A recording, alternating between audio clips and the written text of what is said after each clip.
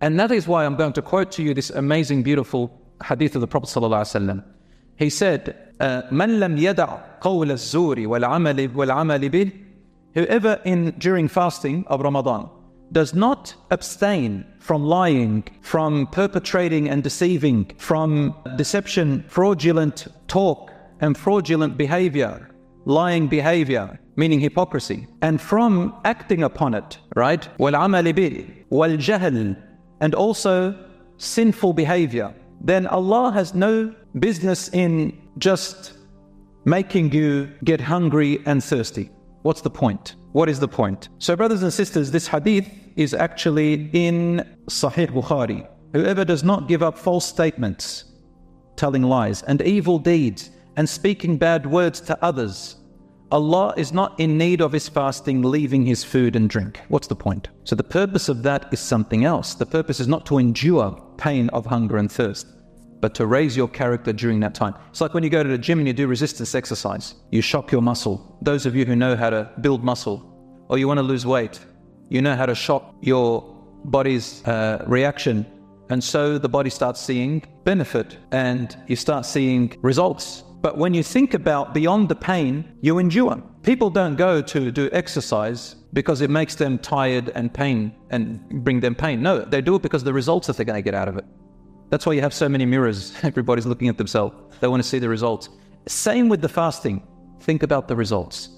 And that's why Rasul ﷺ also said, "Man sama Ramadana imanan wa ihtisaban ghufira lahu ma taqaddama min dhanbih." In Bukhari and Muslim. He said, whoever fasts Ramadan with two goals in mind. Number one, truly believing with his full-hearted faith in Allah, in that fasting is truly from Allah. Fasting is truly part of faith. Fasting is truly a spiritual act and command. Believing that Allah subhanahu wa ta'ala truly would not tell you that without a benefit to you, and that it wards off harm from you. And believing that fasting is a pillar of Islam, believing that fasting will bring you closer to Jannah and away from hellfire, that's called the Iman. You must go into it believing that. وَاحْتِسَابًا. And also the second goal is looking forward to the rewards and results from it. What is the reward from Allah subhanahu wa ta'ala in the hereafter and in this world? احتسابًا. What makes a person endure when you think about what's going to come out of it? What is the result of it all? And just a very simple statement. That's why the scholars used to say, a mu'min lives his or her life as if they are in the hereafter. Always imagine yourself, you are on the day of judgment, if you believe in it, right? And this is why it's only for people who believe. These people who don't believe in the deen and Quran, they're not going to see that. They're going to say, what's this nonsense? Because they're thinking in terms of the narrow, temporary boundaries of this life which they see, and that's it. There's nothing beyond it. Well, if you don't think anything beyond it, you don't believe in it, just, don't even listen to these people. These people are not thinking beyond that. They're just thinking about the health benefit.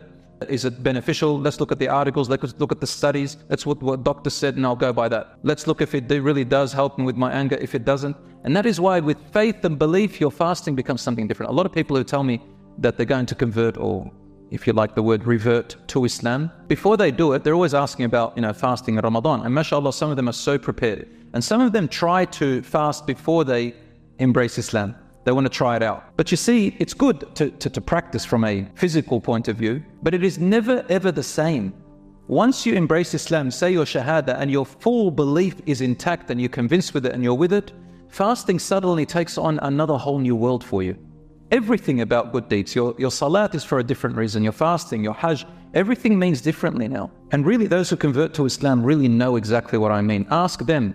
They will teach us a thing or two about how the heart changes. Or somebody who's had a bad life before, a sinful life, and suddenly they've repented to Allah. Suddenly fasting and salat takes on a different meaning to them. Do you understand what I'm saying? I'm sure a lot of us have been through that. What does Rasul ﷺ say? He says, whoever fasts Ramadan out of pure faith and belief, proper one, and anticipation for the reward which they believe in, all of their sins which they have done to this point will be forgiven. All of them will be forgiven. Which type of sins? They're all the minor sins.